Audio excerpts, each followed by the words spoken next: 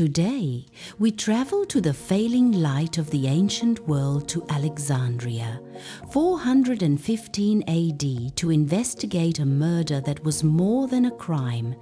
It was an act of historical warfare. We are searching for the erased legacy of Hypatia, the brilliant philosopher, astronomer, and mathematician whose vast knowledge was deliberately silenced by the new powers of the world. Grab your coffee. We are recovering the genius they tried to purge from the records, diving into a story of intellectual brilliance facing fanatical fury. Hypatia's life reads like a myth, yet she was fiercely, historically real.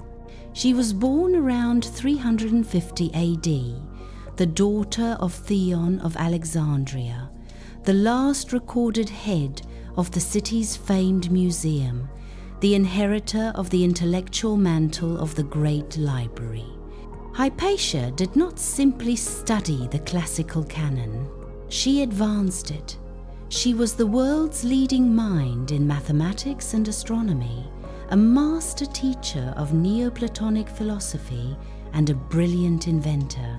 Her achievements were staggering, particularly for a woman in that era. She is credited with significant contributions to the development of the astrolabe, a complex navigational tool, and the hydrometer used to measure the density of liquids. Her lectures, delivered at a time when women were excluded from public life, attracted students from all walks of life and all religions, Christians, Jews, and pagans alike. She represented the pinnacle of classical, rational thought, upholding the legacy of Aristotle and Euclid in a world rapidly descending into instability. She lived during a period of agonizing transition. The Roman Empire was fractured, and in the eastern provinces, the secular authority of the state was locked in a brutal power struggle with the rising authority of the Christian Church. Alexandria, a city historically defined by its pagan learning and intellectual tolerance, became the primary battleground. At the heart of this conflict were two men. On one side stood Orestes, the Roman prefect, governor of Alexandria, who championed secular, civic law and respected Hypatia's counsel. On the other side stood Cyril, the highly ambitious and politically ruthless Bishop of Alexandria, who sought to impose Christian dominance over all aspects of public life. Hypatia, a public figure of undeniable prestige, became the collateral damage. As a powerful, influential pagan who advised the Governor Orestes, she was seen by Cyril and his zealous followers as the ultimate symbol of the old pagan world's resistance to their new order. She was the last, brightest light of rationalism standing in the path of absolute religious control. The rhetoric against her began slowly, then escalated into a torrent of hatred. She was denounced from the pulpits, not merely for her pagan beliefs, but as a sorceress, a practitioner of witchcraft, whose scientific instruments, the astrolabes and hydrometers, were twisted into evidence of demonic magic. This propaganda successfully turned the population against the very idea of secular, rational science. In March of 415 AD, the conflict reached its inevitable, tragic climax.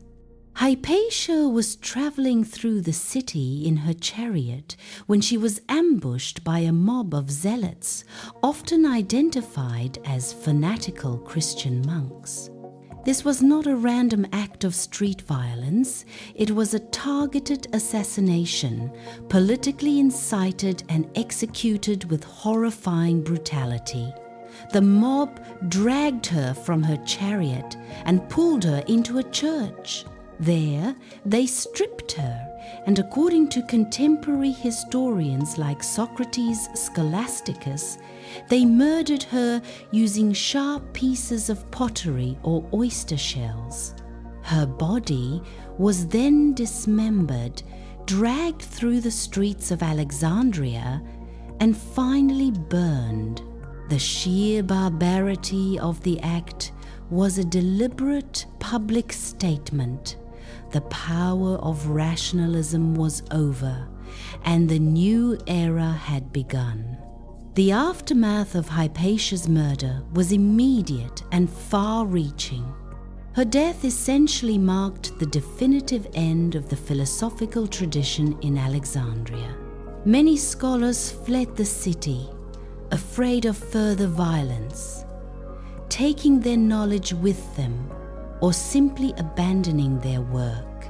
Her death is often cited by historians as the precise moment when the last vestiges of classical learning were snuffed out, accelerating Europe's slide into the Dark Ages.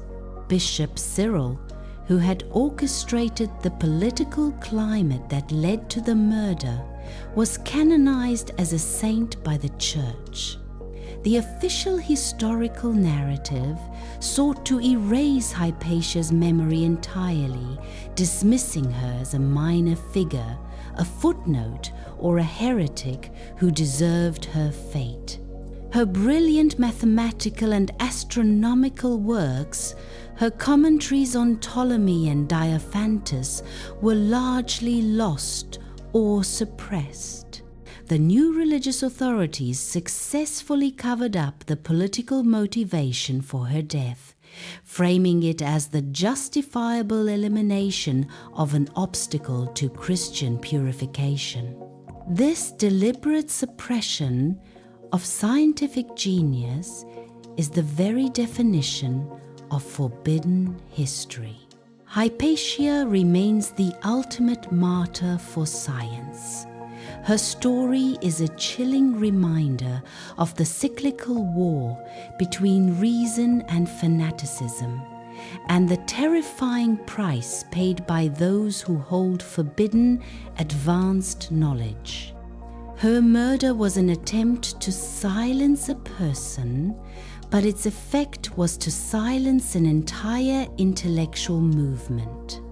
Today, we attempt to recover her erased legacy, piecing together her lost works and acknowledging her true importance. She is remembered not as the sorceress her enemies framed her to be, but as the final, bright mind of antiquity, whose tragic end illuminates the great intellectual void of the centuries that followed. Tell us in the comments, do you believe Hypatia's murder was a tragic political necessity, or the definitive moment when religious zeal successfully extinguished the flame of ancient science? Keep questioning everything.